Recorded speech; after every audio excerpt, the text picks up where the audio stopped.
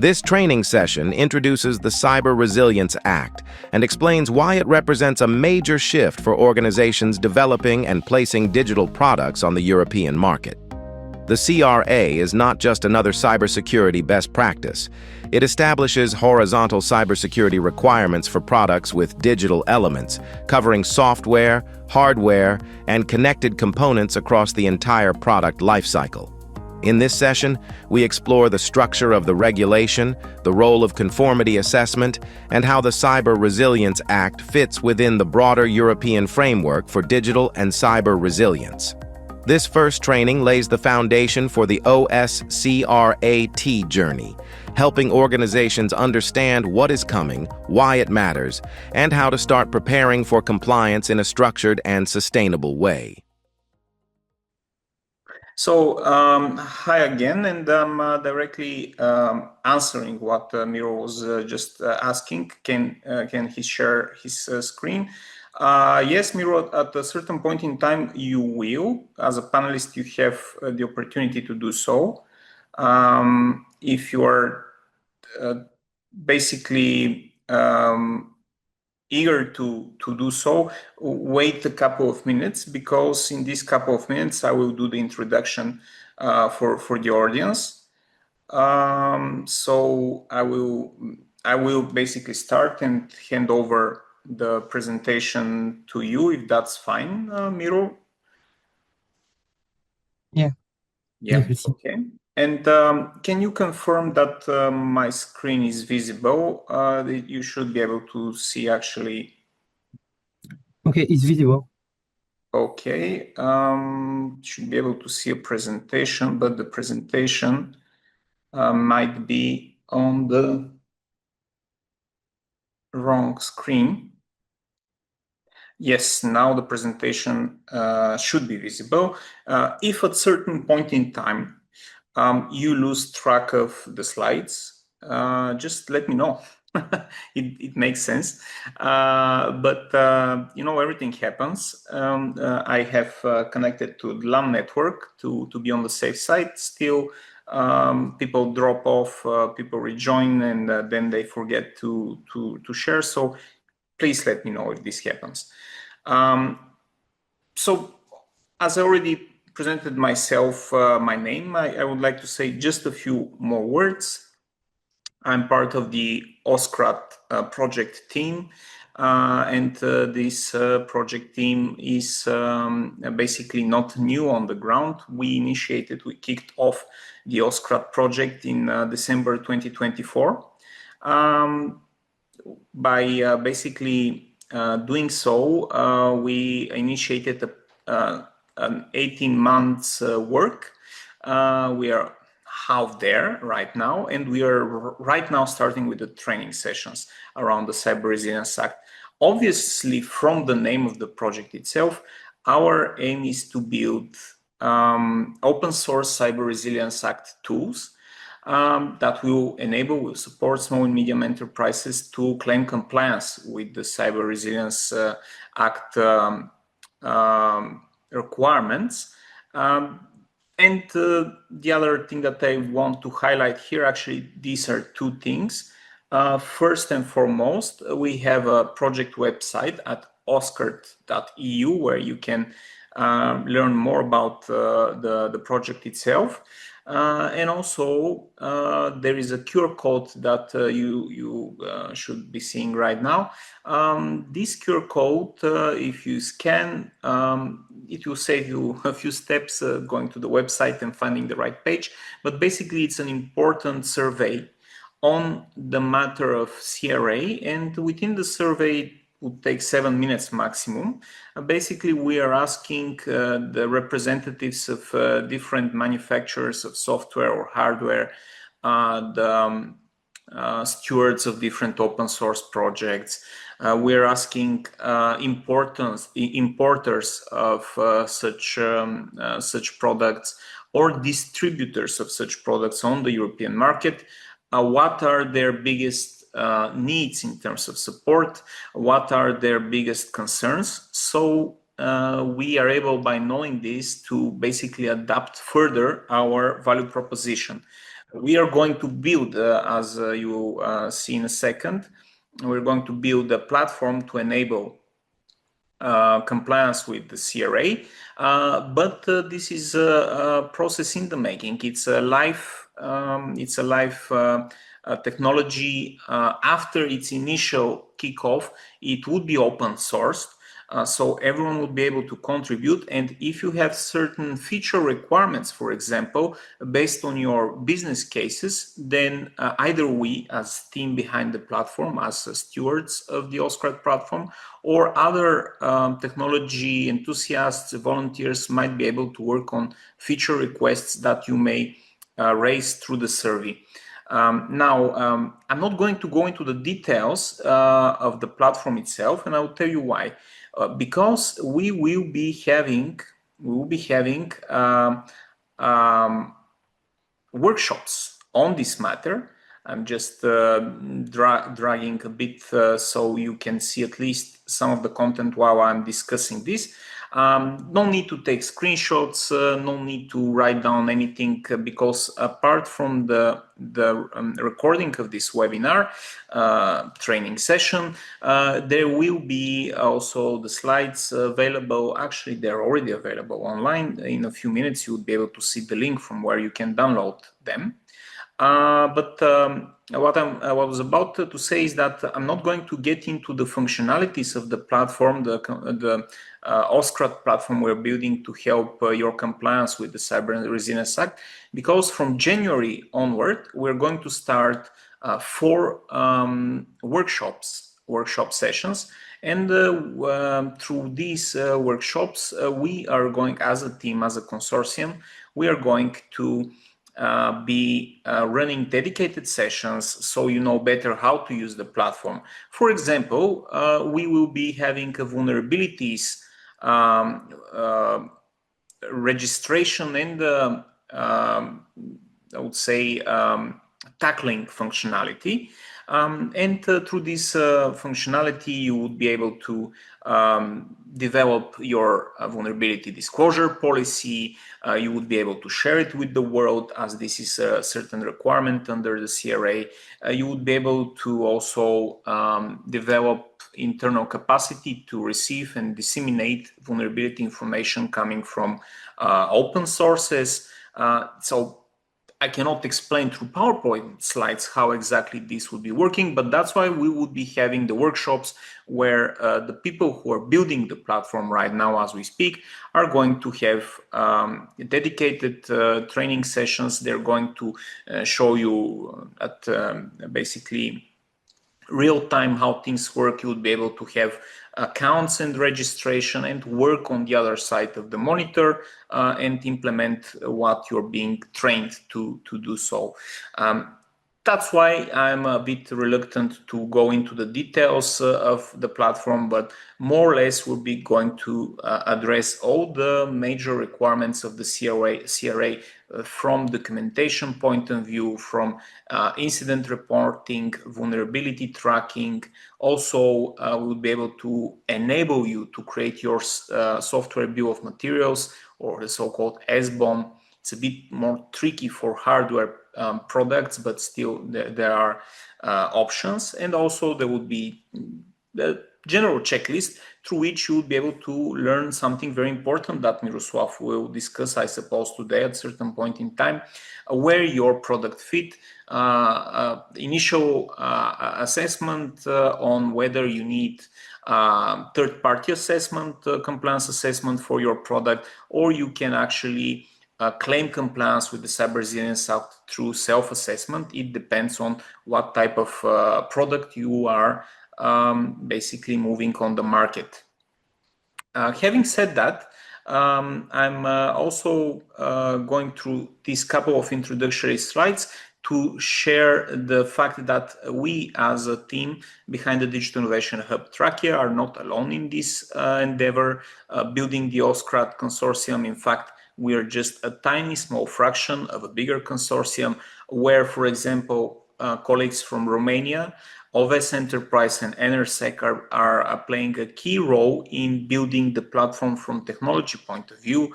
The platform itself is expanding, stepping on the shoulders of another system, open source system for GRC, governance, risk and compliance support, of Unisys Tech from Estonia.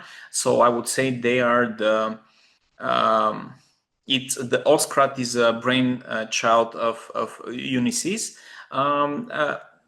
Last but not the least, we have the EMAG Institute of Poland, one of the biggest, if not the biggest, research institutes dedicated to information technology in Poland. They have centers all across the country there and are actively engaged in multiple European projects, including in a digital innovation hub like ours, but out of Poland, I think of Silesia region. If I'm mispronouncing, please, any people from joining us from Poland, please excuse me for mispronouncing.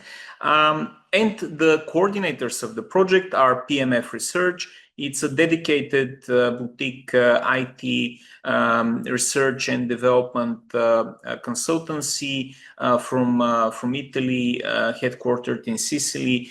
So I highly recommend reaching out to PMF Research in case you're interested in basically building bridges from project point of view between what you are doing as a company, small and medium enterprise, as an institution, as a consultant, and our project. So the coordinators from PMF are the people to reach out to. I'm not going to speak any further about the organization I represent, the Digital Innovation Hub Trachea, because that's not the main goal today. I'm just showing you the slide so you know where you can find us at bigtrachea.org or at our project webpage on the European Digital Innovation Hubs network portal. There are plenty of hubs like ours. I already mentioned about our colleagues from Poland managing similar endeavor. More than 150 hubs are there across Europe. All of them are dedicated to providing services for free thanks to European funding to small and medium enterprises.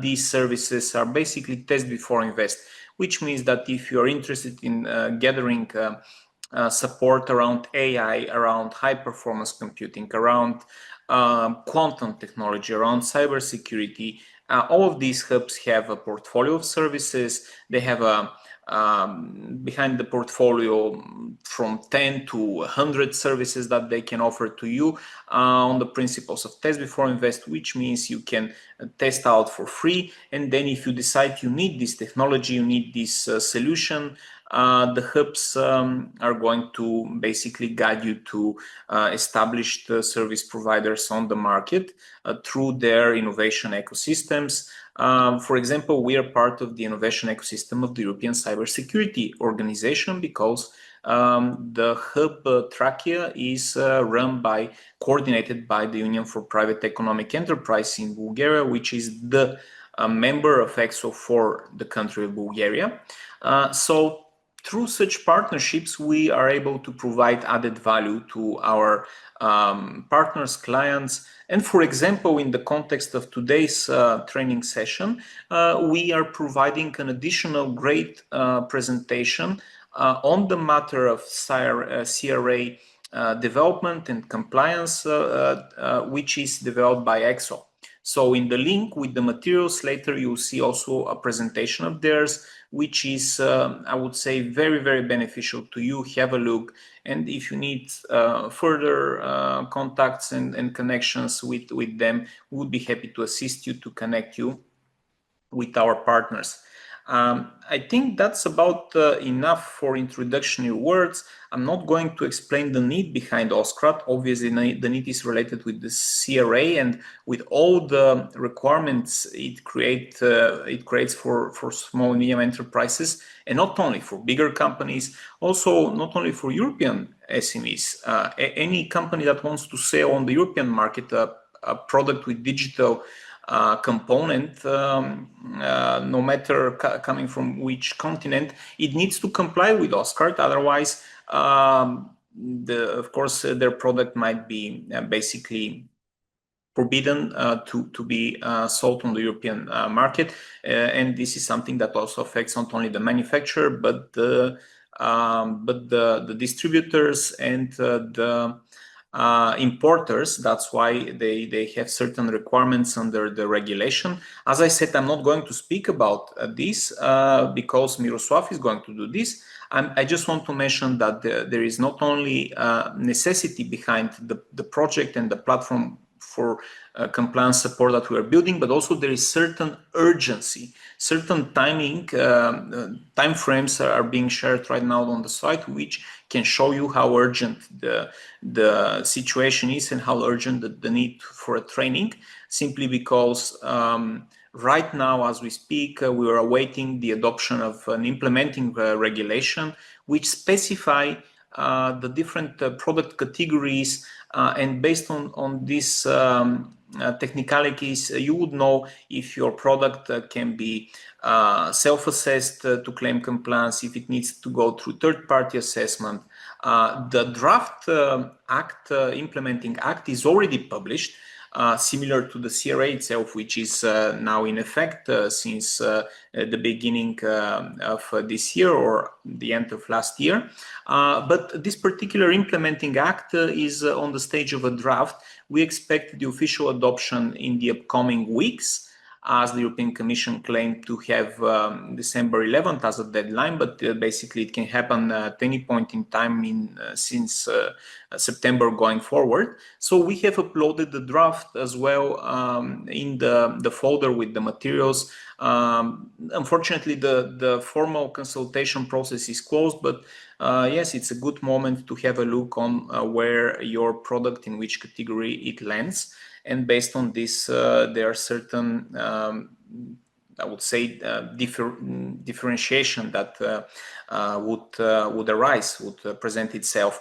I'm not going to speak about the timelines further, simply because 𝗧𝗿 also is going to cover some of these points, at least the most urgent. And we now reached the point where I'm going to give him and 𝗧𝗿 the floor. You know them well through the presentation, the lecture, the trainer presentation that was accompanying the registration form. If you have missed the opportunity to read it, now is a good time. Actually, now is a better time to listen to what 𝗧𝗿 have to say, and 𝗧𝗿 as well. So you can connect with them over LinkedIn, and through LinkedIn you can get in touch and learn more about them. Given the fact we're using Zoom webinars, if at certain point in time you want to ask them question, and that would be a bit tricky to unmute yourself, simply because I, as a host, need to basically give you the word. And for this to happen, I somehow need to understand that you want to say something. Therefore, the best process would be the following. Use, as a training should be interactive to a certain extent, use the chat, raise your question. This question will be addressed through Miro or 𝗧𝗿. If they try to escape from your question, I will be supervising the process, and I would definitely forward this to them. And if for some reason they cannot address your question well, of course, if you would like to, I will unmute you, and basically you will be able to have a conversation with our trainers. This is more or less the process. Now I am basically going to stop sharing the presentation so that 𝗧𝗿 can continue. And if you're looking at the recording, maybe this is the first time you see me live, because I think when we record on the video, you either see the screen that is shared or nothing else. So right now, as no one is sharing, you can see me. Miro, it's great that I can see your presentation now, very smoothly running, which means at a certain point in time we will have a major technical issue. But for now, everything is fine. So let's hear what you have prepared for today.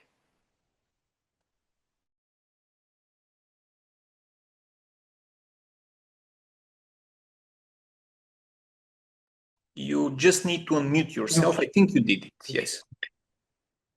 Do you hear me?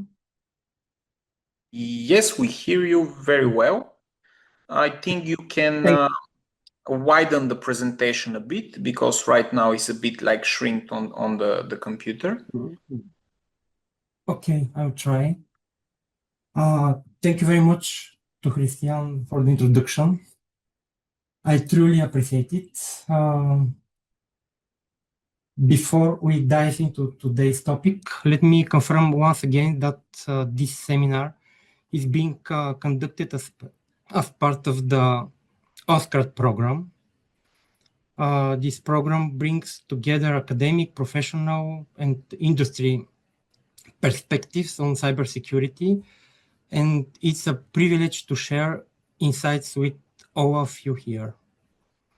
As we go through the presentation, I want to remind you that if at any time you have any questions, please feel free to type them into the chat window.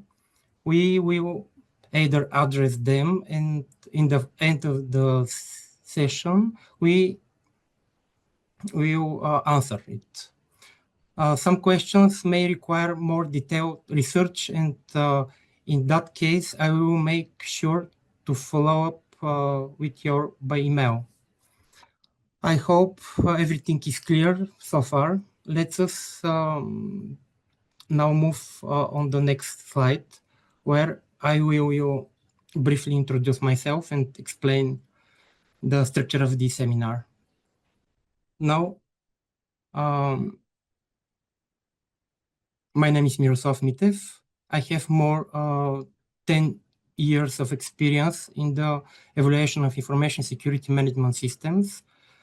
I also have strong experience in the implementation of security controls in organizations.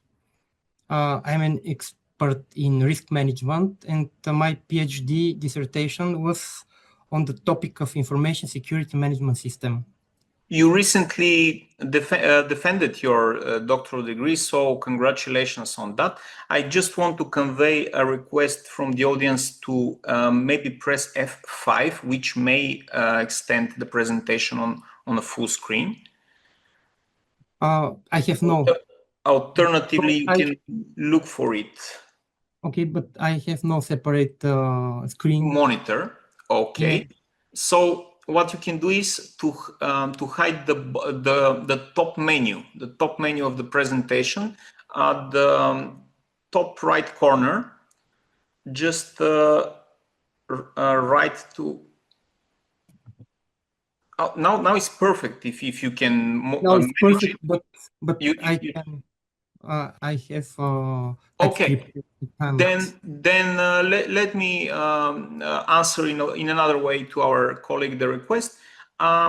It would be very easily to go through anything that you do not see well through the slides themselves. In a few minutes, you will have the link. So if something is not seen right now, it would be understandable in a few minutes when you can download the slides and look at them again. So yes, Miro, you can continue. Okay. Thank you. Thank you. Let's continue about myself. I have also been teaching for more than 10 years with focus on cybersecurity standards, risk, and secure architectures.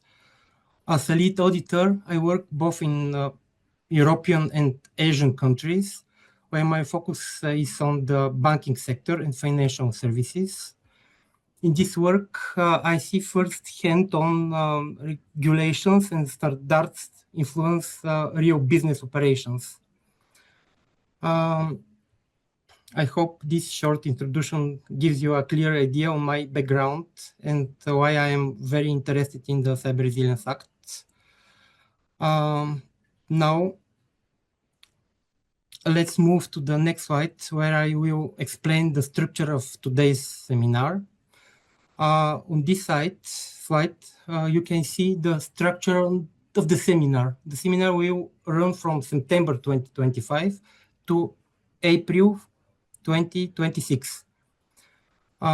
We will meet once a month, each time for about 2 hours. The first 4 sessions will focus on theory. We look at the background, the regulation, the key topics, and how the Cyber Resilience Act connects to other European Union laws.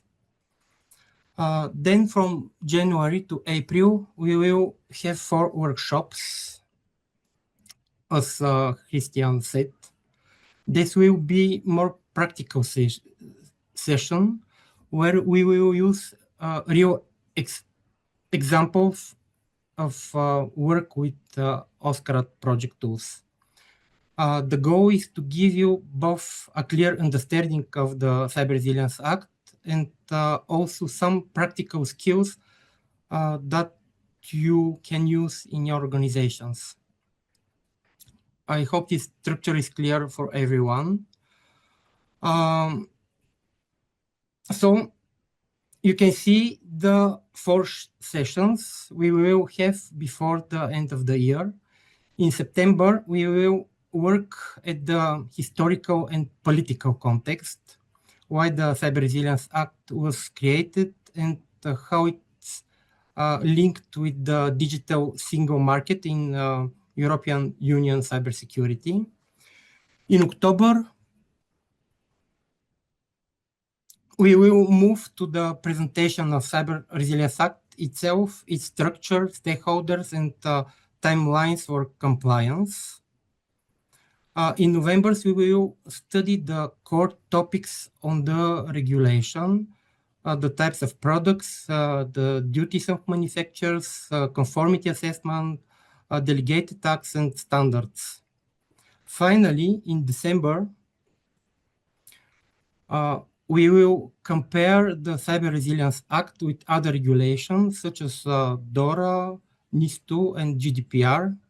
We will see where they overlap and where they are different. I hope this gives you a clear roadmap for our first 4 sessions.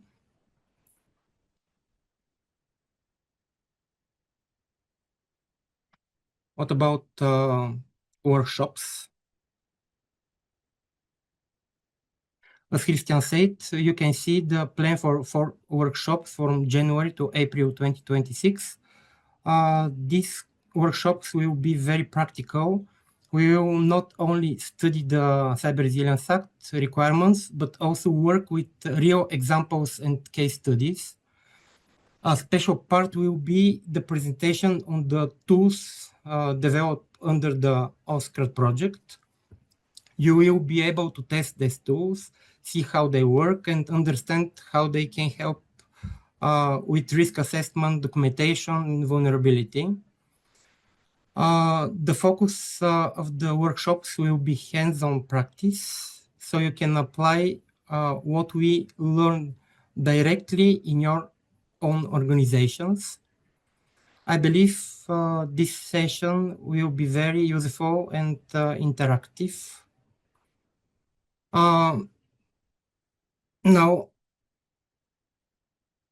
let's move to the today's agenda. We will cover 5 main points: the historical and political context, the structure of the Cyber Resilience Act, the core topics of the regulation, how Cyber Resilience Act connects with other European Union regulation, and the current implementation status. This will guide our discussion for the rest of today's session. Now, let me explain how we will handle questions and answers during the seminar. If you have any question, please write in the chat window at any time. We will collect the questions and then some will be answered at the end of today's session. Others will be addressed in the next session if they needed more time. A few may require deeper research, and in this case, I will follow up with you by email. In addition, we will have special discussion parts in future sessions and during the practical workshops. I hope this process will make it easy and comfortable for everyone to take part. I will switch the next presentation.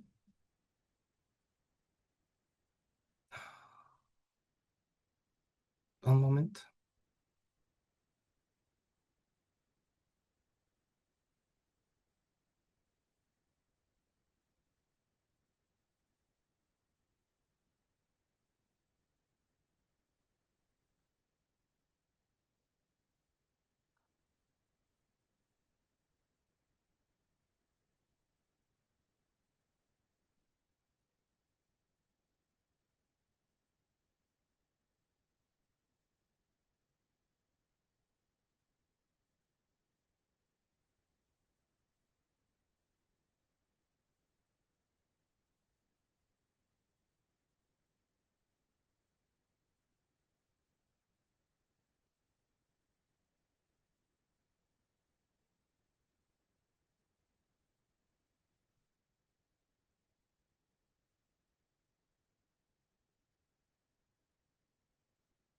I can't share my second presentation.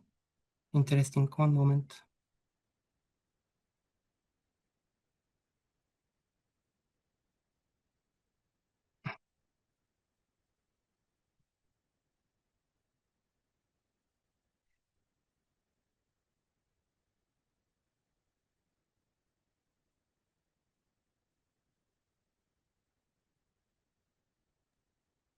We see it right now. Everything's fine. Yeah. Okay. The second presentation. So now we start the second part of today's seminar. The topic is historical and political context of the Cyber Resilience Act.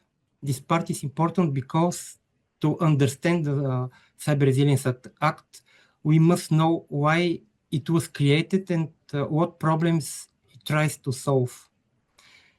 On this slide, we look at the challenges of the digital single market.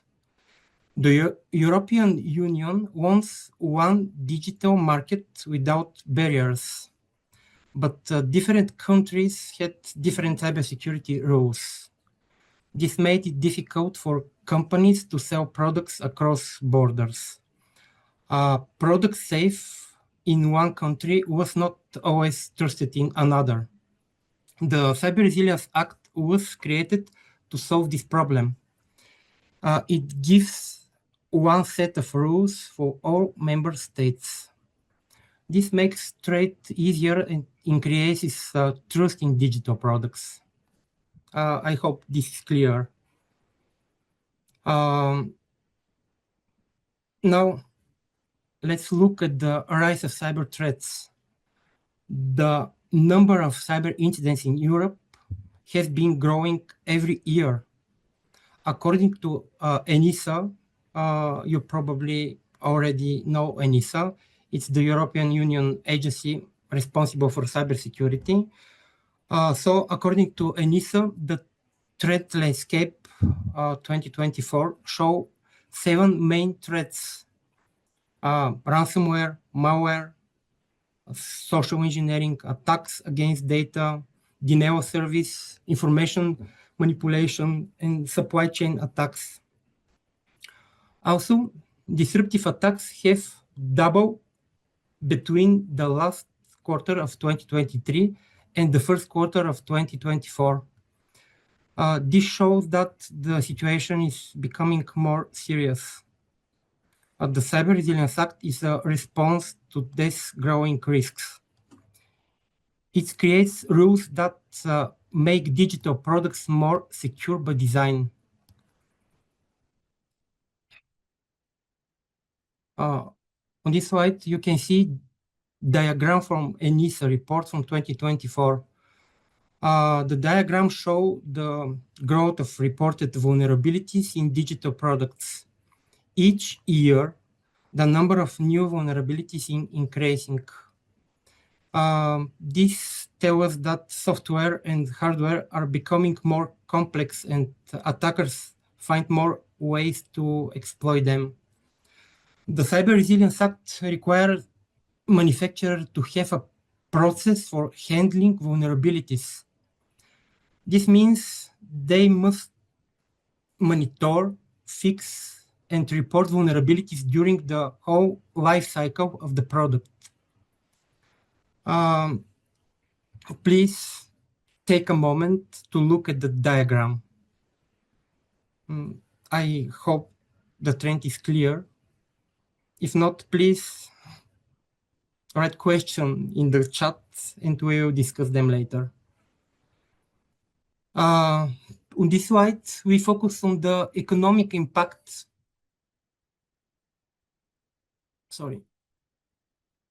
Economic impact of cybersecurity.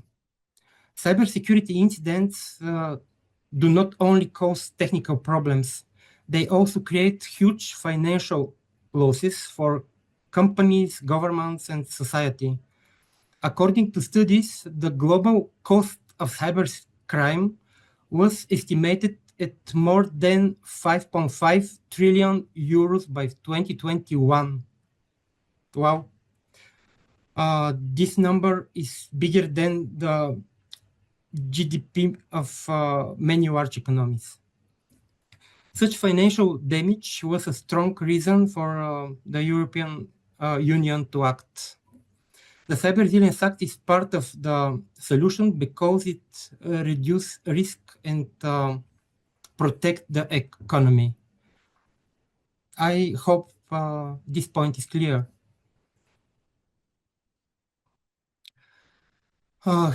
Here we see a clear picture from an ENISA report on impact of cyber incidents across different sectors in Europe. The data shows that public administration is most affected group, with almost 19 of reported incidents, 19%. This means that government institutions are frequent targets of cyber attacks. The second most affected is the banking and finance sector, with about 11% of incidents. This is not surprising since finance is always primary target for attackers. If the diagram and data are not very clear on the screen right now, we will share the presentation with all participants. So, other critical sectors include transport, digital infrastructure, healthcare, and energy. Each of these sectors is essential for daily life and for the economy, which is why their protection is a key priority under the Cyber Resilience Act. The initial report explains that such incidents can lead not only to service downtime, but also to loss of trust, economic damage, and sometimes even risk to public safety.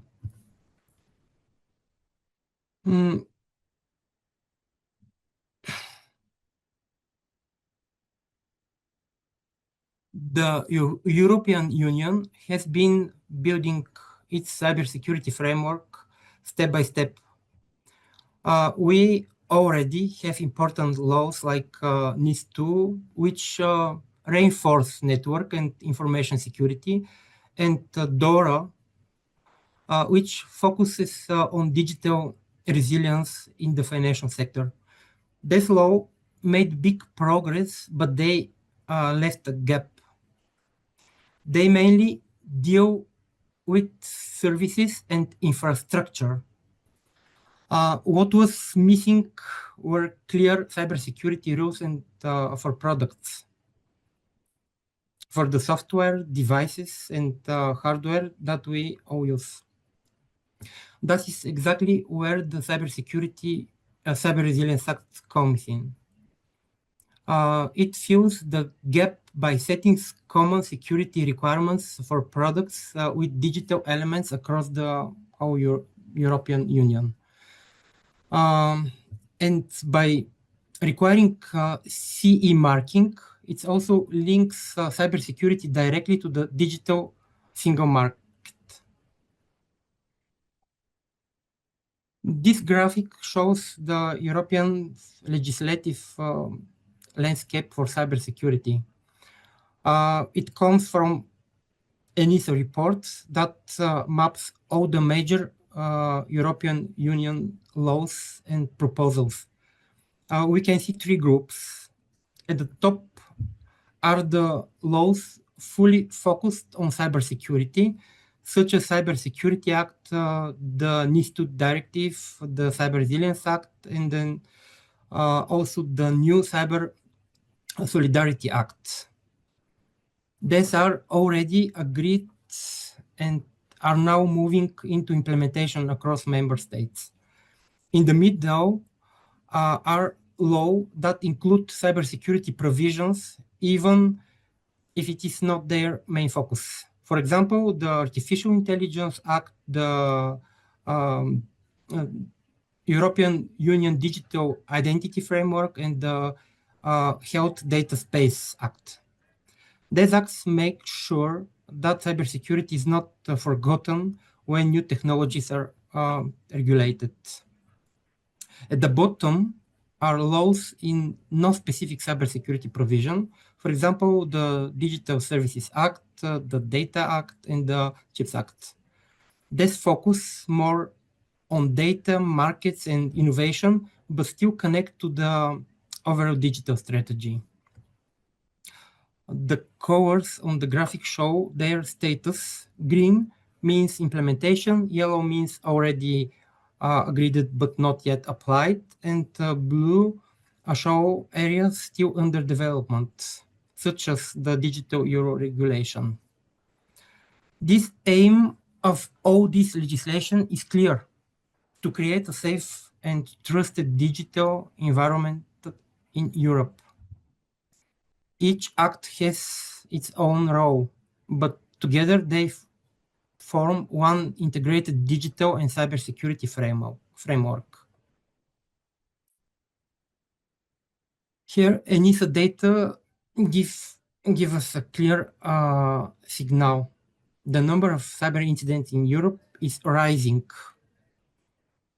In 2024, ENISA recorded 188 telecom security incidents across 26 European member states and 2 EFTA countries. EFTA is European Free Trade Association. This was a 20.5% increase compared with 2023. The message is simple. Incidents are growing, and stronger rules like the Cyber Resilience Act are necessary to protect Europe's digital space. This figure from an ENISA report shows the root cause of cyber incidents. The largest part, almost 60%, comes from system failures. This means that technical weaknesses, poor maintenance, or lack of updates are the biggest single cause of service disruption. About 90% of incidents are due to human errors. Another 13% come from natural phenomena, such as storms and power cuts. And about 8% are caused by malicious action, directly cyber attacks. The important message is clear. Most incidents are not just from hackers, but from weaknesses in system and processes. Miro, I have a question here. That would be also interesting to the audience in the context of the Google outage that affected a great part of Central and Eastern Europe last week, and Google and all its services from the Gmail to you name it, they basically were not accessible, including the websites who use, for example, Google for authentication form. So in this statistic where it says that 19% of human error, do we count innocent technical errors for causing incidents, or these are human errors? Yeah, sorry? This is about awareness of the employee. Okay, so basically, such outages, if they're with a non harmful origin, they would not be counted in these statistics. Maybe.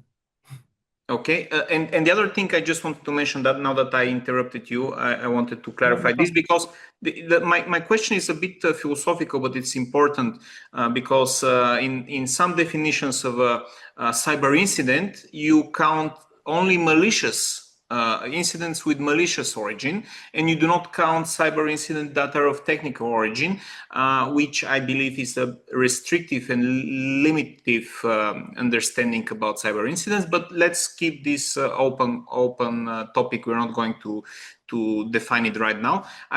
Now that I use the opportunity, I just want to mention that if anyone is not seeing very well the screen simply because it's not in a full screen mode, you can use your mouse or the wheel of your mouse or your mouse pad on your laptop to simply basically zoom in. For example, I'm following the presentation on 200% and it's perfect for me. So I just wanted to share as a tip, and please, Miro, do continue. Sorry for the interruption, but thank you for the feedback. And someone wants to comment. This is Yasin, but I don't.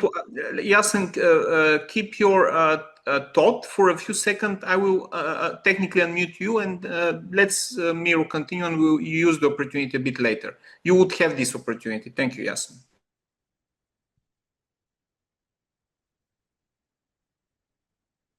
Okay, thank you, Christian. Next time I will be with the second screen for more or less sharing and visibility. This slide, the ENISA Threat Landscape Report for 2023 and 2024 highlights several important trends. Ransomware continues to be one of the most damaging threats, both for business and public services. Supply chain attackers are also growing, where attackers target suppliers of or software updates to reach many victims at once. There is also a rise in social engineering attacks, where people are tricked into giving access or sensitive data. What is interesting in that these threats are not isolated. Often, an incident involves several combined techniques. For example, phishing used to deliver ransomware. This growing complexity showing why the Cyber Resilience Act is needed. ENISA data from July 2023 to June 2024 shows the distribution of incidents by threat type. The largest share is denial of service attack, over 41% of all incidents. The second is ransomware with almost 26%. Data-related incidents follow with about 19%. Other categories include social engineering, malware, supply chain attacks, and zero-day exploits, but they are much smaller comparing. This show that a few types of threats cause most of the damage, and these are exactly the ones the Cyber Resilience Act aims to reduce. And now, let's bring everything together and ask, why does the Cyber Resilience Act really matter? First, it creates one clear set of cybersecurity requirements for all products with digital elements in the European Union. This ends the fragmentation we had before, where every member state apply its own rules. Now, a product that is secure and CE marked in one country can be trusted and sold everywhere in the Union. Second, the Cyber Resilience Act supports the digital single market. It gives businesses more confidence to innovate and expand across borders, while giving users more trust that the product they buy are safe. Third, the act is evidence-based. The initial reports we have just seen show a sharp increase in vulnerabilities, ransomware, and disruptive attacks. Without strong regulation, this risk would only grow.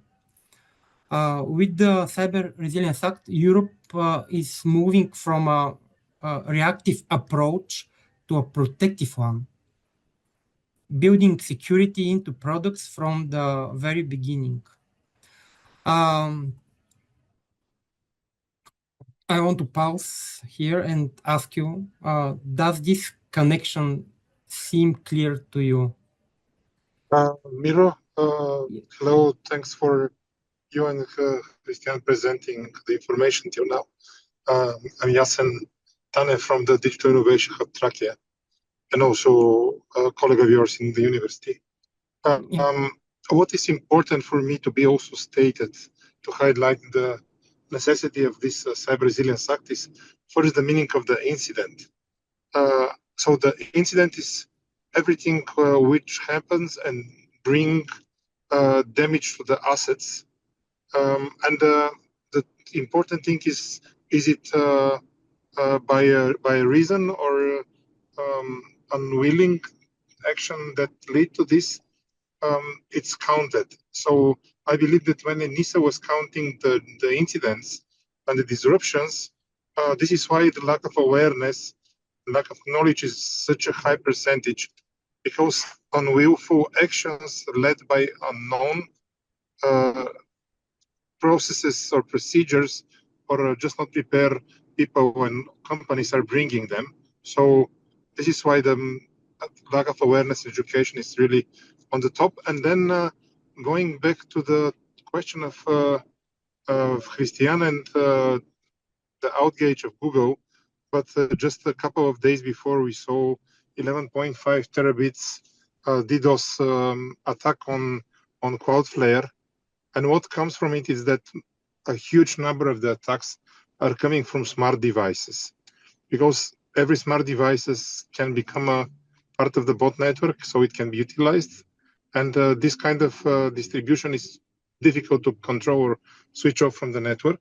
And then on the end, there is, I believe, a very small nuance on the digital devices, because I believe that the Cyber Resilience Act is not only focusing on any digital device, because you have a digital thermometer or you have a digital tea maker, which are disconnected. They just have a digital thermostat. We are talking about devices which are directly or indirectly are connected to another device or network. And now when you combine these incidents, lack of knowledge, not secure devices, bot networks, terabits of attacks, this is what the Europe is trying to avoid. And Cyber Resilience Act is the thing that is going to make the European infrastructure and also our homes more secure. So this is what I was wishing to comment as a follow-up from your practical examples and guidelines. Thank you, my colleague Jasen, for sharing this information. Now I think that better to give the speak to my colleague 𝗧𝗿, who will present the next topic, the Cyber Resilience Act, its structure, the stakeholders, and the compliance timelines. 𝗧𝗿, are you ready? Okay, yeah, thank you. Thank you, Miro. Good afternoon, everyone from me. Thank you for joining us today. Just a little to share my presentation. Yeah. I think you can see now.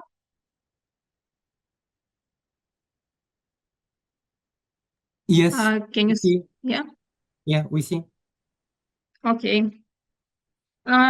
Very quickly about me. My name is 𝗧𝗿𝗶H𝗶, and I'm part of the community of cybersecurity experts created by the European Digital Innovation Hub Trachea.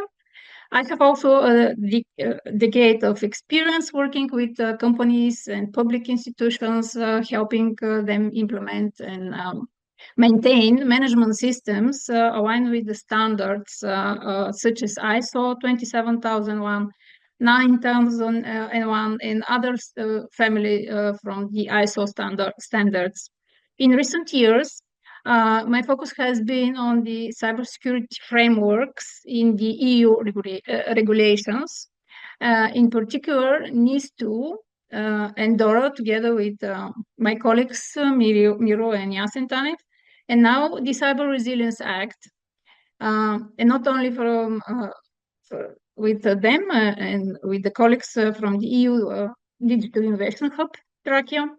I'm also a coordinator of Women for Cyber Bulgaria chapter, where I work actively on awareness, training, and mentoring in the field of cybersecurity, with focus of empowering women in technology. Now that was a little bit about me. Today, I am delighted to share inside the Cyber Resilience Act, its structure, the key actors, and the compliance timeline. The Cyber Resilience Act is the first EU law that sets horizontal cybersecurity requirements for all products with digital elements, hardware, software, and IoT devices. As 𝗧𝗿 shared about the common attacks come from this kind of devices. This is the structure of the act. In my presentation, I will say CRA or act. It's about the Cyber Resilience Act.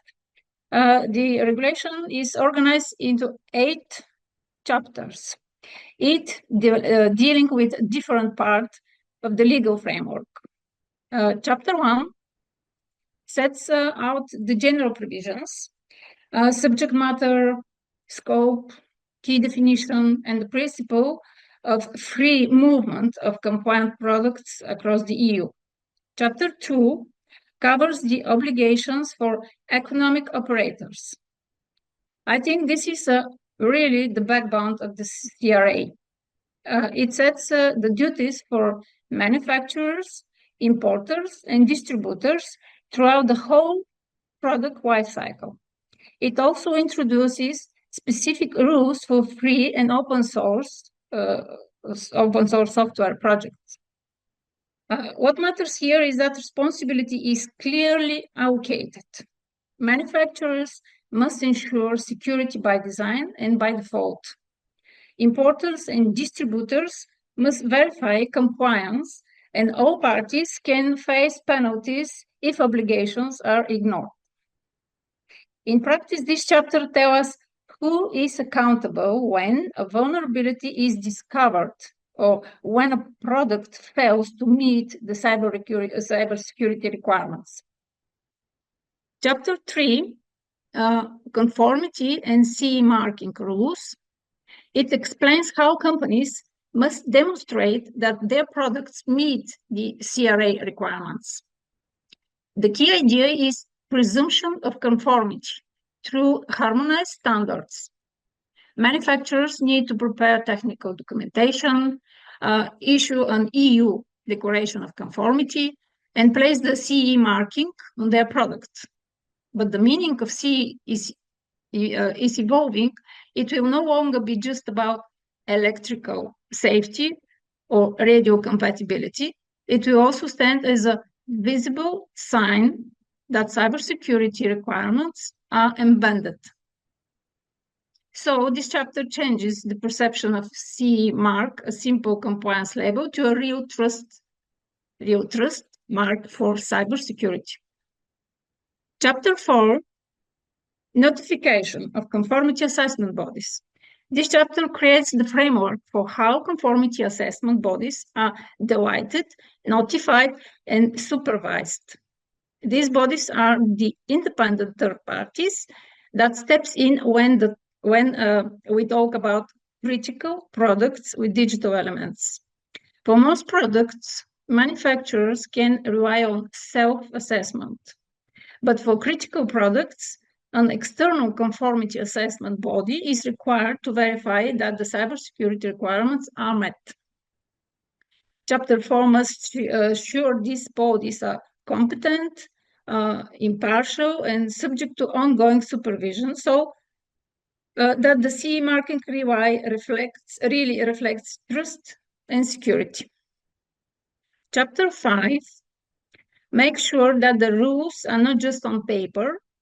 It empowers national authority and also creates cooperation mechanism at EU level to achieve check products, request corrective measures, or even withdraw unsafe or non-compliant products from the market. For companies, this means real consequences. If the rules are ignored, products can be banned and penalties applied. Chapter 6, here the focus is on flexibility.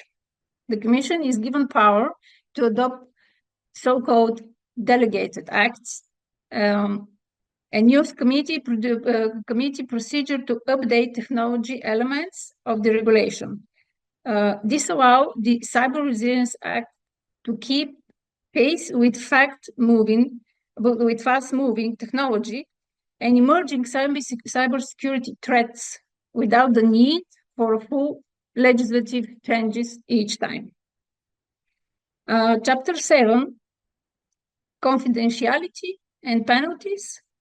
This part sets the framework for handling sensitive information and for penalties.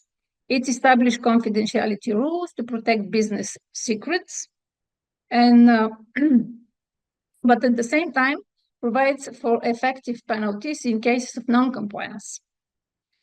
And the last chapter 8 provides transitional and final provisions, including entry into force, amendments to other legislation, and evaluation mechanism. Beyond the chapters, the CRA is supported by a series of annexes, which are very important for practical application. Annex 1 is the heart of the regulation. It lists the essential cybersecurity requirements that every product with digital elements must meet, the minimum baseline for cybersecurity by design and by default. Annex 1 is divided into two parts. Part 1 sets the general requirements, such as risk assessment, secure configuration, protection of data and communications, and vulnerability handling. And Part 2 focuses on requirements related to vulnerability reporting, patching, and security support throughout the life cycle of the product. Annex 2 covers the information and instruction to the user. This ensures that customers are not only given a product, but also clear, accessible security information. Annex 3 defines which products are classified as important, divided into two categories. Class 1 includes products such as operating systems, password managers, and VPN software, while Class 2 covers higher risk technologies like hypervisor, firewalls. Depending on their role in the market, this product may be subject to stricter control. Annex 4 lists the critical products, which require third-party conformity assessment. Annexes 5 and 6 provide the template for the EU Declaration of Conformity, both the full version and the simplified one. These are the official legal documents required to place a product on the market. Annex 7 set out what must be included in the technical documentation. For example, the risk assessment, the vulnerability management process, and the evidence of compliance. And finally, Annex 8 explains the conformity assessment procedures. This is a playbook companies must follow to demonstrate that their products meet Cyber Resilience Act requirements before placing them on the market. In practice, when a business asks, what do I need to prepare for Cyber Resilience Act? The answer is start with the annexes. They are the roadmap for compliance, that I think. Let me look at the stakeholders, the key actors involved. The Cyber Resilience Act ecosystem involves a wide range of stakeholders, each with clearly defined roles and responsibilities. Manufacturers are at the center, carrying the primary obligation across the product lifecycle. Design, development, cybersecurity risk assessment, vulnerability management, security updates, carry out conformity assessment, self-assessment or third party, and apply the CE marking, create and maintain technical documentation, and the EU Declaration of Conformity in the language of the target market. And of course, reporting. Report actively exploited vulnerabilities and significant incidents with impact on security via the single reporting platform. Importers and distributors act as gatekeepers. They must verify compliance before products are placed on the EU market. Also, they report risks and cooperate with authorities. Another authorized representatives, they are appointed by non-EU manufacturers to act on their behalf in the Union, ensuring CRA compliance and serving as a point of contact for authorities. And open source software stewards have obligations where free and open source is provided under an organized structure, ensuring accountability in vulnerability handling. ENISA plays a central role as the EU vulnerability hub, receiving and coordinating vulnerability and incident response reports for manufacturers. Notified bodies, they are independent third parties that perform conformity assessments, especially for critical products listed in Annex 4. And notified authorities are the national bodies that design and supervise conformity assessment bodies. Finally, users and consumers. While not bound by obligations, but they are key beneficiaries, they gain from more secure products, clearer security instructions, and guarantee support period. It's not less than 5 years. And also, they must be informed on vulnerabilities and incidents. Finally, this is, let's look at timeline. The Cyber Resilience Act has already entered into force earlier this year. However, most of its provision will start to apply gradually. The first time milestone comes on the 11th of June, 2026, when the rules on notifying authorities and notified bodies will start to apply. A few months later, on the 11th of September 2026, the reporting obligations for manufacturers will also begin. In particular, the duty to notify ENISA within 24 hours of any actively exploited vulnerabilities or security incidents. And by the end of 2027, the full set of Cyber Resilience Act requirements will apply. That means manufacturers, importers, and distributors must comply with essential cybersecurity requirements, CE marking, obligations, vulnerability handling, technical documentation, and use communication duties. So we are already in countdown. Companies now have less than 2 years to prepare for full compliance. And start aligned with your processes today is my message for the companies, not tomorrow. This was for me. Thank you very much. Sashka, excuse me, is it applicable only for the new product or the products which are existing on the market? They also should consider applying the requirements of Cyber Resilience Act. Because my memories are, the both, So it means every product with a connectivity digital component on the market which is operating now, it should become compliant to the Cyber Resilience Act. I think that they, after 2027, should be in compliance with the requirements. Okay, thanks. It's important because it's not only for new product, but also for the existing. Thank you. Yes, and thank you very much. I promise next time to invite you officially to join the panelists, by the way, because you provide very useful contributions and questions. This discussion is probably the most active these days in the community. What does a product on the market means? Existing, the previously introduced. So I will, until the end of today's training, try to find a very good discussion these days that was happening around this. Actually, while I'm speaking, I found it and I will paste the link.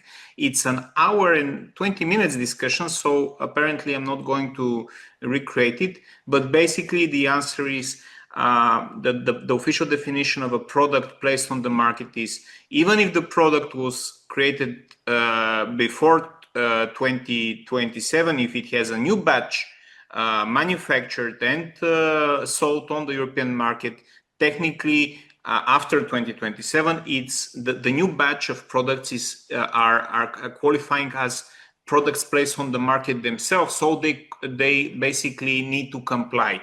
You cannot use the trick, well, this product the first version was launched in 2014, so now we're 2027, so this should not be under any regulatory, I would say, monitoring.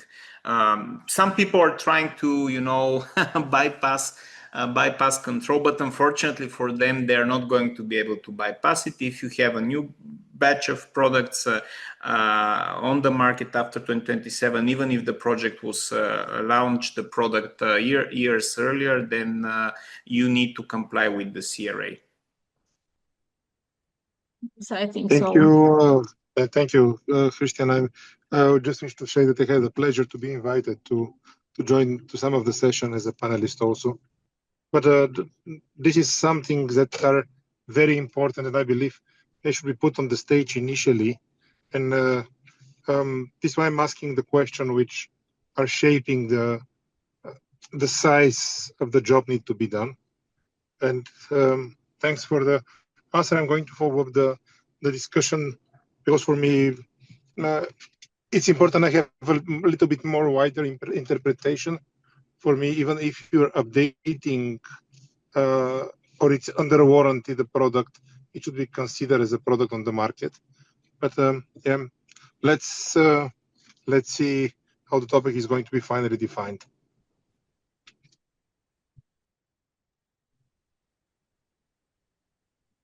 Thank you. Welcome back, everyone, for next topic. the focus of the presentation now is the core topics on the Cyber Resilience Act. We'll go deeper into what the regulation actually covers, what obligations it creates, and how it will be applied in practice. Let's begin with the scope of the Cyber Resilience Act. This means we ask the question, who is covered by the law and which products are included? The Cyber Resilience Act applies to all products with digital elements that are placed on the European Union market. This includes hardware, software, and connected devices. It doesn't matter if the product is made inside the European Union or imported from outside. If it's sold in the European Union, it must follow the rules. The law makes a difference between two categories: important products, which have general requirements, and critical products, which are divided into class first and class second.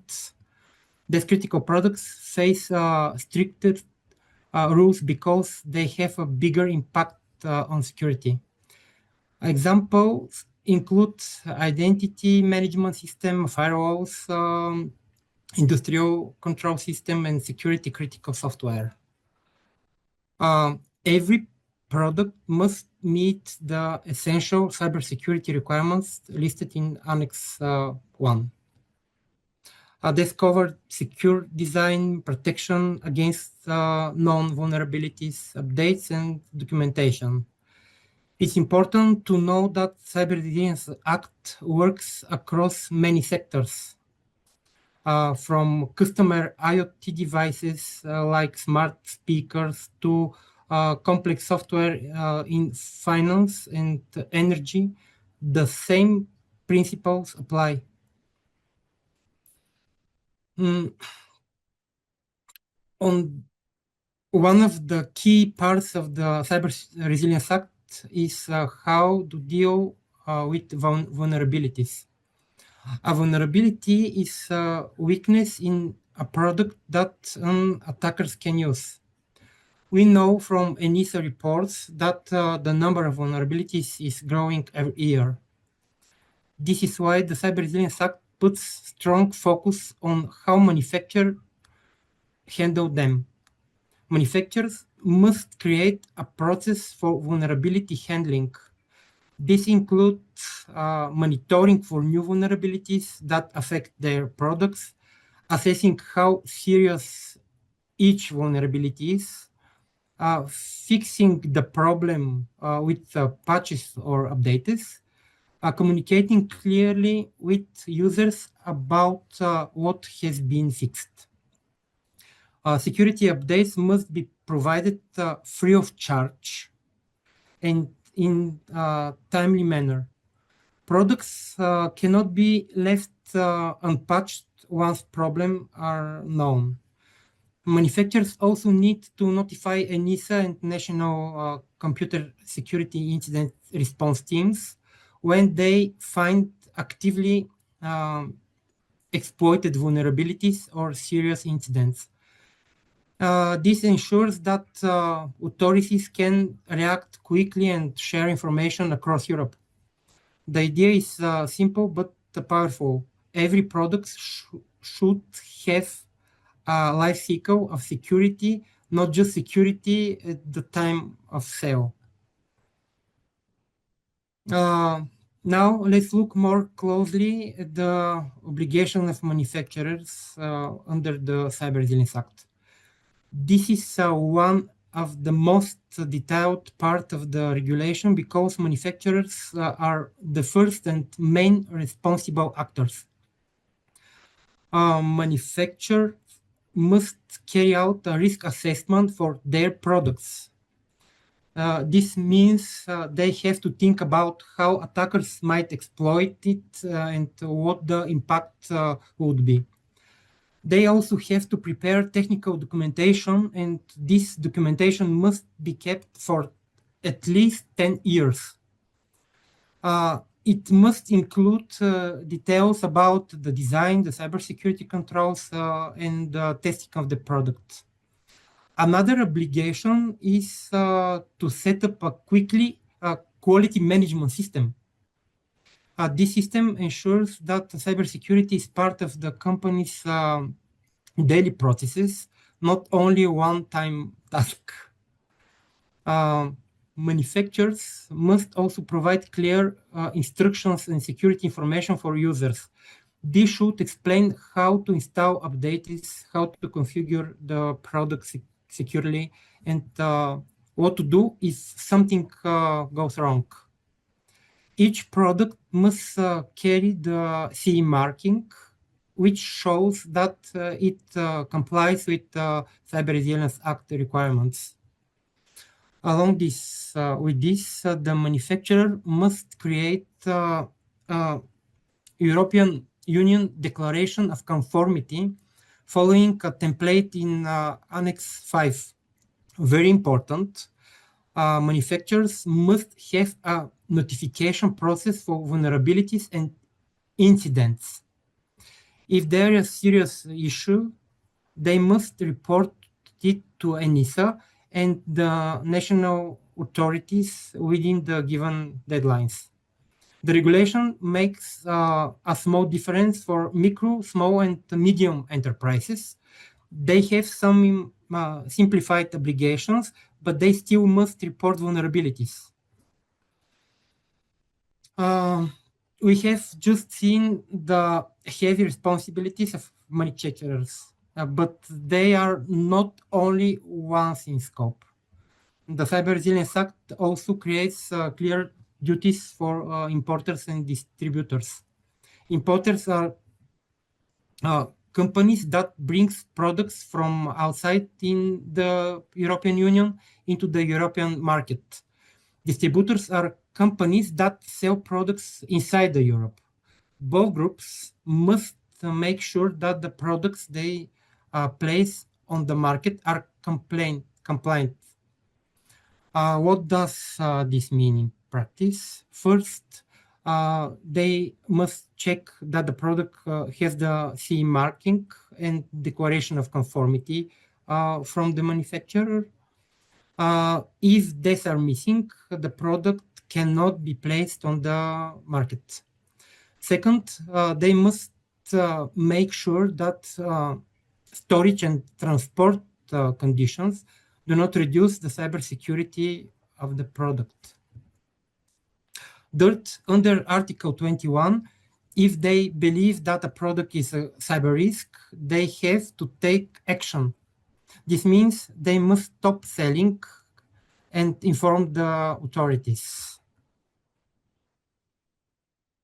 So now we move to a very important part of the Cyber Resilience Act, the process of conformity assessment.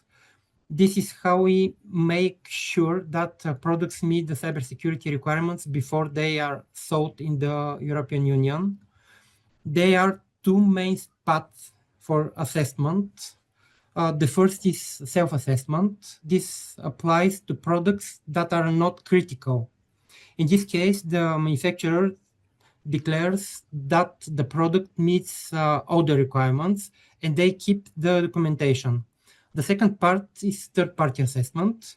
This is required for critical products in class 1 and class 2. In this case, an independent notified body must check the product. The notified body review the documentation, test the product, and confirm compliance. The accreditation system for conformity assessment is quite complex. It involves several actors: the European Commission, which defines the rules, ENISA, which provides expertise and guidance, national notified authorities, which authorize the notified body which performed the actual assessment, National Cybersecurity Certification Authority, which supervise the process, Market Surveillance Authority, which check products already on the market, and finally, testing laboratories, which may be used for innovative or high-risk products. Miro, I will stop you here just to clarify something for the audience, because sometimes the words are used interchangeably. Basically, the notified bodies being notified by the notifying authorities are the so-called conformity assessment bodies, or CABs. These are the organizations who are empowered to basically run third-party assessments if your product lands in a category that requires third-party assessment. And also these conformity assessment bodies might be basically using services of partnering testing laboratories for the purposes of conformity assessment. This is something that I wanted to clarify, simply because previously 𝗧𝗿H showed that as of June 2026, the nation states are required to have kicked off the process of notifying such notified bodies or such conformity assessment bodies, which means that if someone is right now looking the training from the perspective of a consultancy company, a company that is working in this area, should know that June 2026 is the earliest point in time as of which these assessment bodies would be able to get official recognition and start working with small and medium enterprises on running their third-party assessments. That's about all. I just wanted to expand what you said. Thanks for giving me the opportunity. I will explain this in my last presentation in more details. Thank you, Christian. Enforcement and sanctions. This is important because rules only work if there are consequences for not following them. The Cyber Resilience Act sets out administrative sanction and penalties in Articles 58 and 64.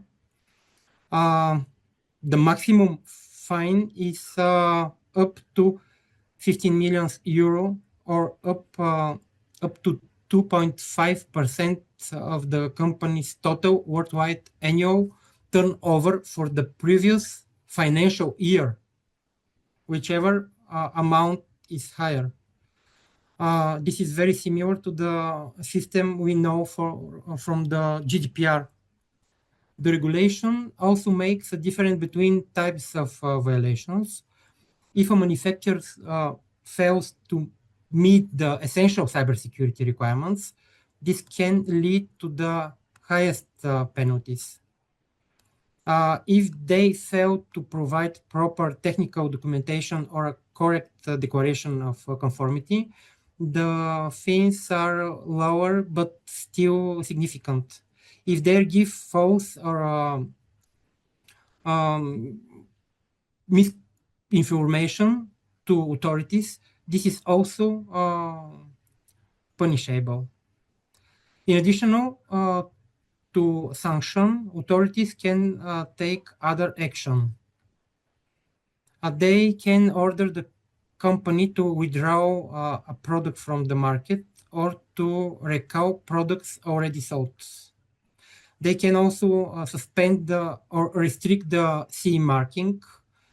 Each member state is responsible for defining the exact procedures in their national law, but the limits are harmonized at the European Union level. Next slide is related to delegated acts and implementing acts under the Cyber Resilience Act. The CRA itself gives the general rules, but not all the details. For some topics, the European Commission has the power to adopt delegated acts. These are legal acts that can add or adjust specific obligation without changing the whole regulation. For example, Commission can adopt delegated acts to decide which critical products must go through mandatory EU cybersecurity certification. This means that over time, the list of products in Class 1 or Class 2 can be updated. The Commission can also adopt implementing acts. These are used when harmonized standards are not yet available. Finally, let's talk about the role of standards in the Cyber Resilience Act. The Cyber Resilience Act works together with international, European, and national standards. When a product follows a harmonized European standards, it's considered to meet the requirements of the regulation. This is called the principle of presumption of conformity. Standards give clear technical rules for companies to follow. They make sure that products are secure by design, that they can be tested in the same way everywhere, and that they are accepted across all European countries. Here I would like to add a personal note. I am expert in international, European, and national standards, and I have taken part of the development and adoption of standards. From my experience, I can tell you that the process of standardization is often long and difficult. It requires negotiation, technical expertise, and agreement between many stakeholders. But the goal of standardization is very clear, to provide common language for industry, regulators, and consumer, so that everyone can trust the quality and security of digital products. Now I will give the floor for my colleague Sashka, who will guide us through the next part.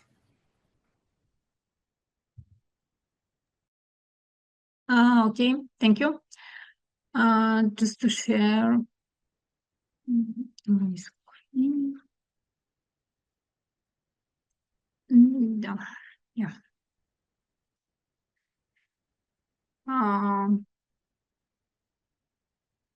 Okay. Let's position the Cyber Resilience Act in relation to other major EU regulations, NIS2, DORA, and the GDPR. The NIS directive focuses on organizations. It applies to essential and important entities, such as energy providers, telecom operators, and digital infrastructure companies, etc. Its goal is to strengthen both their operational and technological resilience. This includes governance requirements, incidents reporting, ICT risk management, and security supply chains. The CRA, by contrast, focuses on the products themselves, hardware, software, IoT. Its goal is to make sure that every product with digital elements placed on the market is secure by design, secure by default, and supported throughout its life cycle with patches and updates. The two frameworks are therefore complementary. NIS2 secures the operators of critical services. CRA secures the products and technologies those operators rely on. These connections is explicitly recognized in the text of the CRA, ensuring that Europe built a consistent and coherent approach to digital resilience, not just secure organizations, but also secure products. The DORA regulation is sector-specific and applies only to the financial sector, including banks, insurance, investment firms, and also ICT service providers to the financial industry. DORA sets strict rules for ICT risk management, incident reporting, resilience testing, and oversight. In practice, financial institutions will need to comply with both DORA and the CRA if they also develop or use digital products. DORA governs the way financial institutions manage ICT risks, while the CRA ensures that the digital products they develop or use are secure by design and supported throughout their life cycle. Together, they create a reinforced framework of trust in the financial ecosystem. The GDPR, meanwhile, addresses different but related aspects. The protection of personal data. GDPR is not about product security, cybersecurity as such, but about ensuring the privacy rights of individuals and requiring organizations to protect personal data against unauthorized access or loss. Yet there is overlap. For example, both GDPR and CRA require security by design and by default, and both impose incident or breach notification duties. Where GDPR focuses on protecting individuals, the CRA ensures that the products handling their data are built with robust security. In this way, the two regulations complement each other, protecting both the data itself and the technologies that process it. And this table summarizes how CRA compares with three other key EU regulations. The CRA applies to products with digital elements. The NIS2 directive applies to essential and important entities. It focuses governance, risk management, and incident reporting to national authority. The DORA regulation applies only to the financial sector, as I said already. It requires banks, insurance, and ICT providers to follow strict ICT risk management, conduct resilience testing, and oversee third-party providers. The GDPR applies to any organization that processes personal data. Where do these frameworks overlap? All of them require risk assessment, incident reporting, and security by design, but their scope is different. CRA products, NIS2 organizations, DORA financial institutions, and GDPR personal data. And before we close, let's take a quick look at how these regulations handle one of the most critical aspects, incident reporting. As you can see, the table, the timeline for CRA incidents, NIS2 and DORA are now harmonized. 24 hours for the initial notification, 72 hours for the follow-up, and 1 month for the final report. GDPR follows a slightly different model with a single 72 hours notification for personal data breaches. And the CRA also adds a specific rule for exploited vulnerabilities, where the final report must be submitted with 14 days after the release of a fix. The important point is that across all these frameworks, the principle is the same: quick notification, structured updates, and final report to ensure transparency and trust and lesson learned. The big picture is that these regulations are not competing with each other, they're complementary. Taken together, they form a comprehensive EU digital resilience framework, each addressing a different piece of the puzzle. Product, organizations, finance, and data. All connected, all protected, we hope. For companies, this means compliance is no longer just a legal obligations. It is also a competitive advantage, a way to build a trust with customers, partners, and society.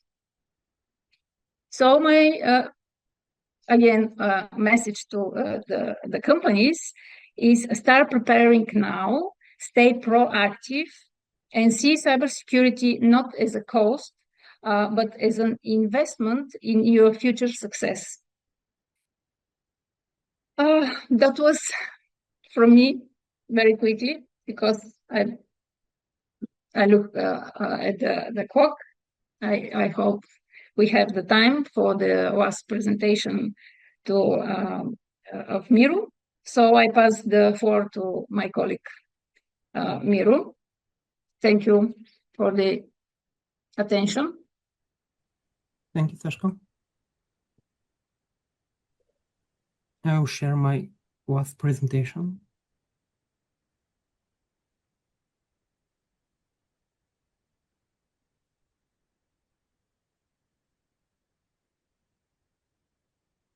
Do you see my screen?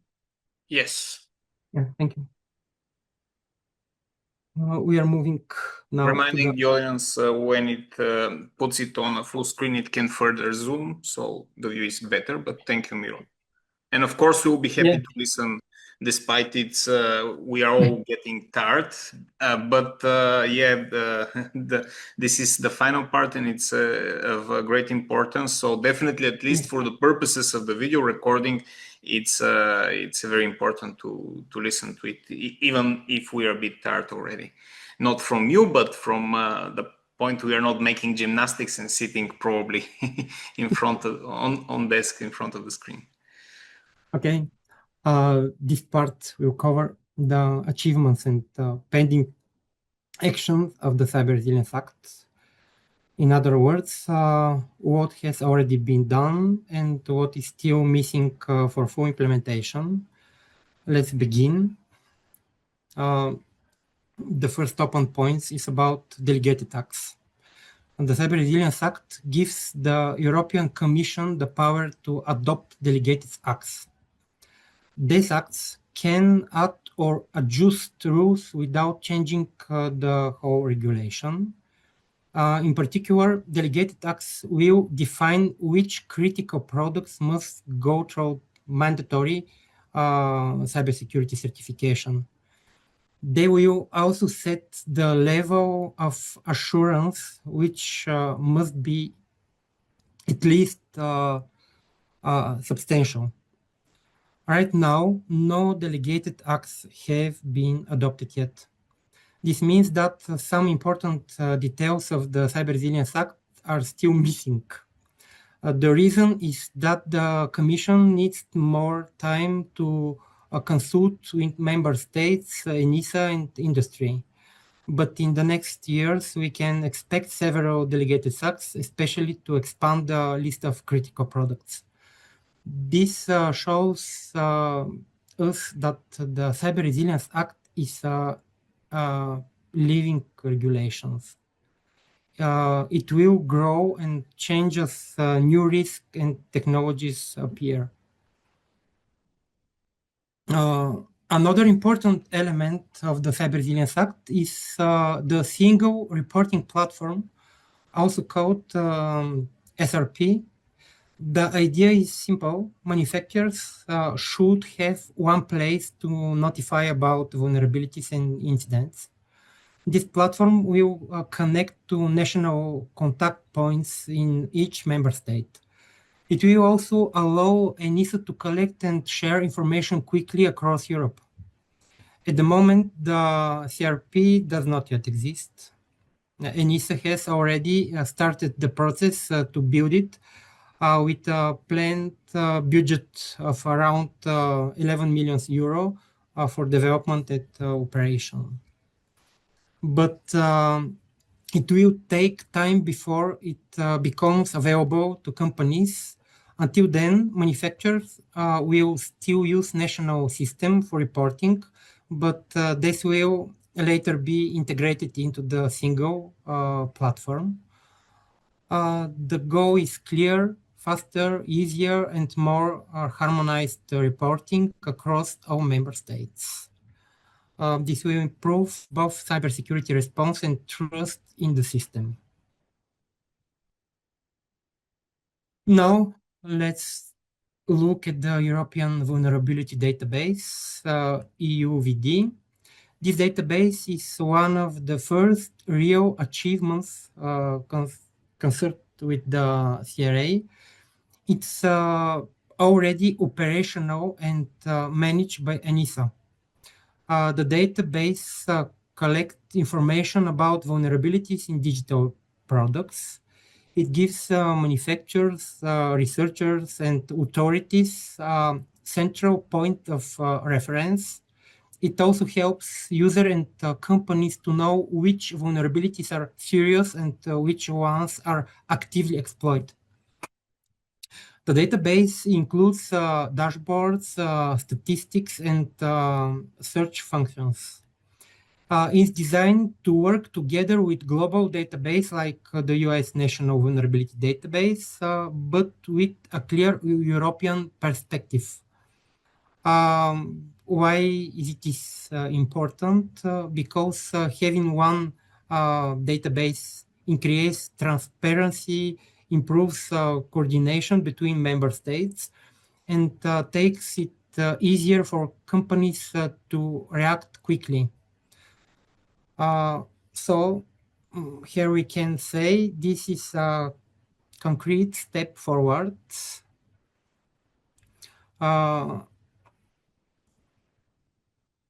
We have already talked earlier about the role of harmonized standards in the Cyber Resilience Act. ENISA, together with the Joint Research Center, has already published mapping of CRA requirements to existing standards in April 2024. This document shows where current ISO, IC, and 𝗧𝗿𝗶് standards can already be used and where new standards are needed. However, many of these harmonized standards are still under development. This is a long and sometimes difficult process because international, European, and national organizations all need to agree.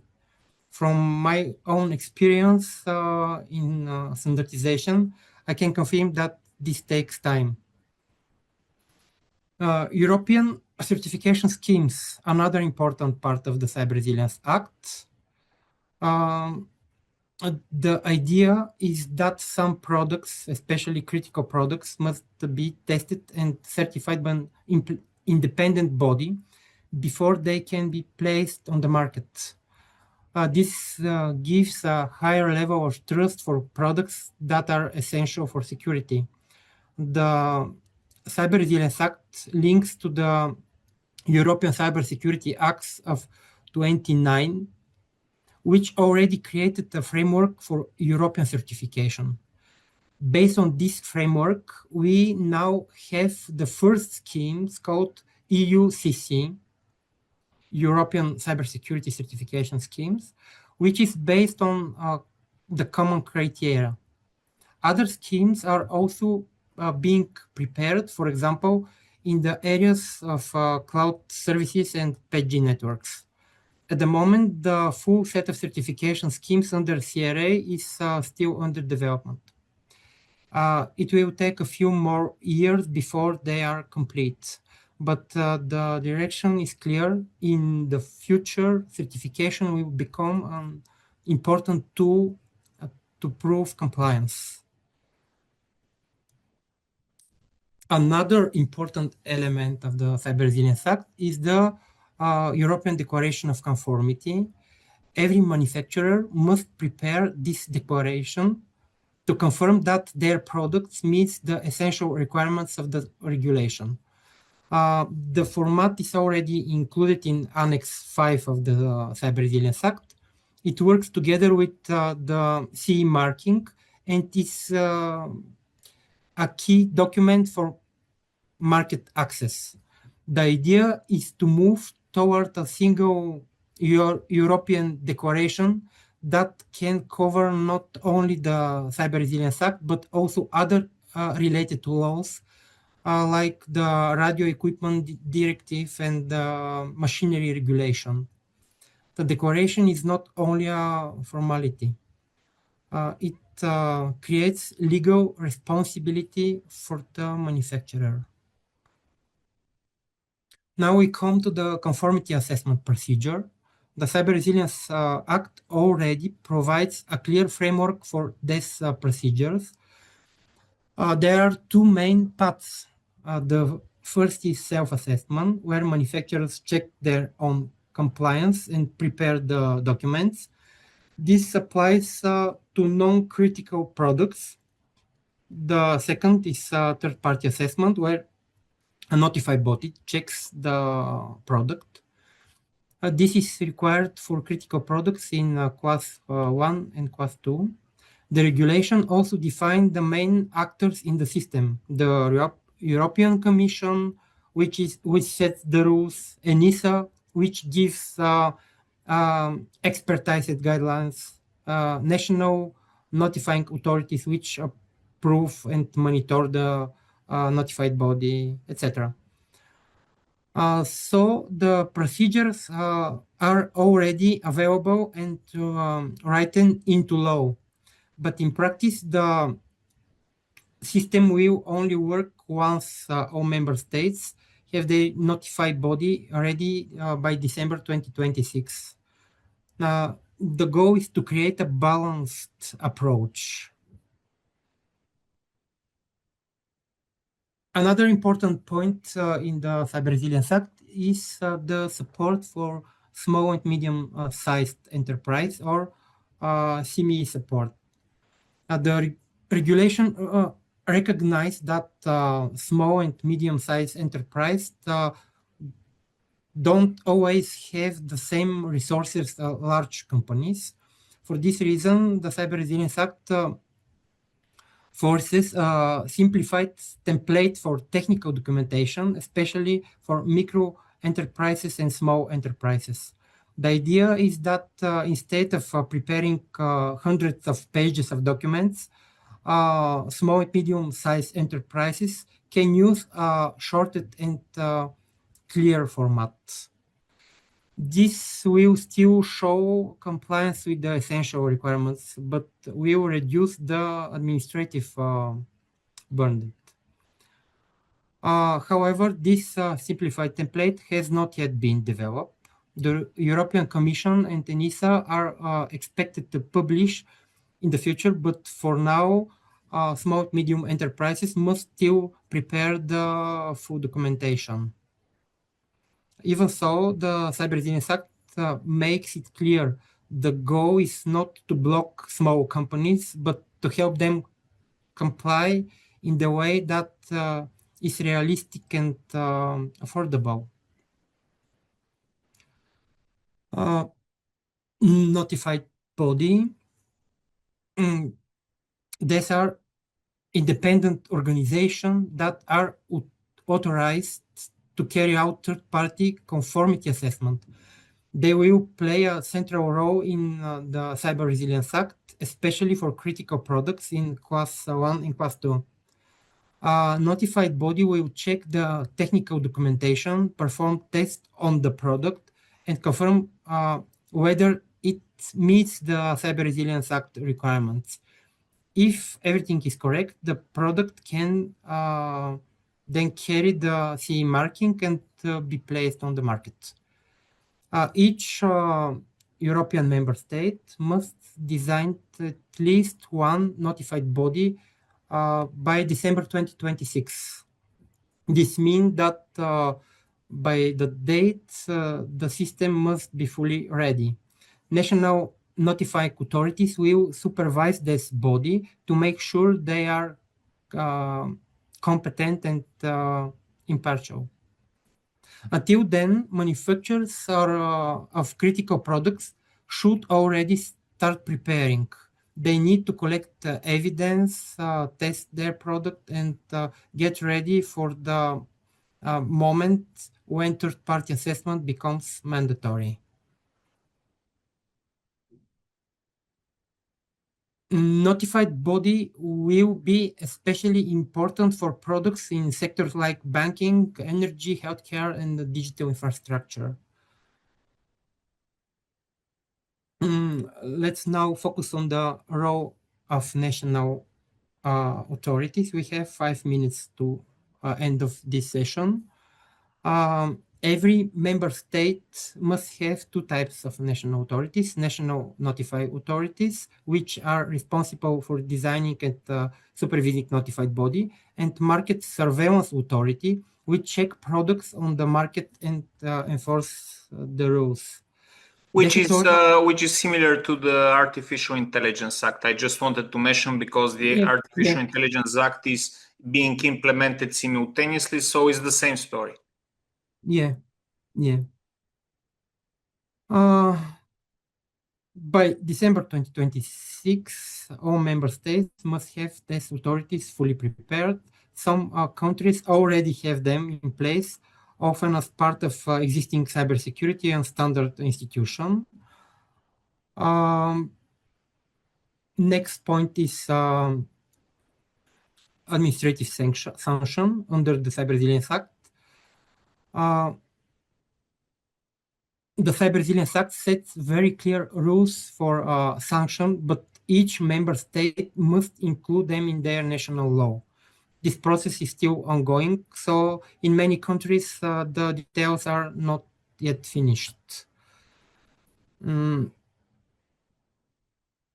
About reporting obligation under Cyber Resilience Act, manufacturer will have no report vulnerabilities in cybersecurity incidents to the European system. The deadlines are very strict. Initial notification within 24 hours, a more detailed report within 72 hours, a final monthly update until the issue is fully solved. The system is designed to give early warning to authorized and allow faster cooperation across the European Union. However, the full set of reporting obligations will only become mandatory after 11 December 2027. Until that day, companies are encouraged to prepare, but the legal duty will not yet apply. This is overall implementation status of Cyber Resilience Act. And the last slide is about next topic. Our next seminar will take place on 13th of October. I encourage you to invite colleagues or partners who may also be interested in the topic. The Cyber Resilience Act affects many sectors, and with their participation, we will make our discussion richer. So, once again, thank you very much for your participation. And I look forward to seeing you in 13th of October. Thank you also to my colleague 𝗧𝗿𝗶H𝗶 for contributing important clarification regarding to essential of the regulations requirements. And I confirm that he's planned to be part of our future events. Thank you, Miro, and to remind the audience just to stick with us for 60 more seconds for the final slide, because I answered the different questions and some of them were about resources. So in my closing slide from today, I'm basically doing this, sharing useful links. Now you see on your monitors something that I wanted to share, which is the basically the code, the QR code for you to scan and give feedback for the session. We had some technical difficulties, I'm sorry for which, so you can reflect, you can recommend improving or making the format more interactive for the upcoming 3 trainings and 4 workshops. So quite many opportunities for us to improve. We just need for you to submit valuable feedback. On the next slide, as this is the slide prior to the final one, I'm just looking for my mouse here. There it is. On the next and final slide, you will see a couple of useful links. This is the link for the QR code, is the link for the resources, for the materials. But I understand that like this is a bit of a pain in the lower torso to scan QR codes, use smartphones. That's why what I'm going to do is I'm just going to share the same link over the chat if you don't want to scan QR codes. So you will see it in the chat right now. It's bit.ly/𝗧𝗿_trainings.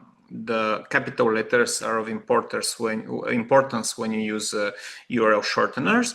And also, I have provided here, Miroslav already invited you to join us next month, but I have provided again the registration link, which is the same. So you used obviously a link to register for today's session, is the same, you just need to choose October 13th. Again, if you consider this as a needed red tape, I just need to explain why we do this. You need to register for every session that you want to attend, simply because our project is tracking key performance indicators. That's why I asked, for example, Rumi earlier today to make a screenshot that the event is happening. We need to report, you know, how it is. We are funded by the European Union through the European Cybersecurity Competence Center. And while we do not speak on their behalf during this session, we do follow their reporting guidance. So we need to follow the registered participants for every session to achieve a certain cumulative performance indicator. Yeah, that's the reason why we ask you to register independently for every upcoming session. This is all for now. I don't see any other questions, but you have more than enough opportunities to get in touch with us. Also, I will ask Miro and Sashka to write down, if they don't mind, their email addresses at the end of their presentation slides, in the final slide. So when you go at the bit.ly/𝗧𝗿_trainings URL or scan the QR code and check the Google Drive tomorrow, you will see their presentations and you'll see their contacts. So they will be happy to respond to any feedback you may decide to send one-to-one to them. I wish you a great day ahead and see you next month, everyone. Thank you, Miro. Thank you, Sashka.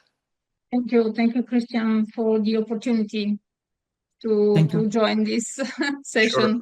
My pleasure. Thank you.